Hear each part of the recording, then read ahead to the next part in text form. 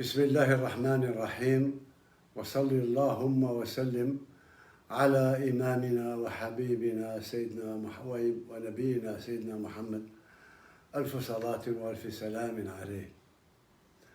أيتها المواطنات، أيها المواطنون الأعزاء، كما تعلمون منذ ما يقرب شهرين أخذت إلى الخارج على جناح السرعة لما كان قد أصابني من وباء كورونا.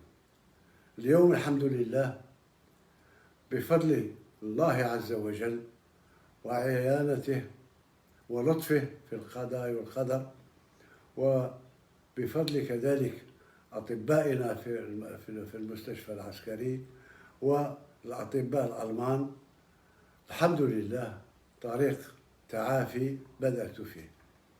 ربما يأخذ أسبوع أسبوعين وثلاثة أسابيع أخرى، ولكن إن شاء الله سأسترجع كل قواي البدنية.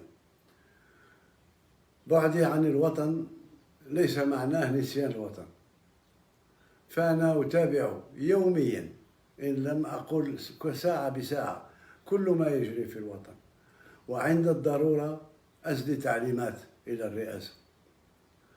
فبالنسبة للمسار الذي سطرناه مع بعض ترى الحملة الانتخابية، واليوم رانا في نهار يوم بعد ما مرت سنة على انتخابي، وأشكركم مرة أخرى على هذا.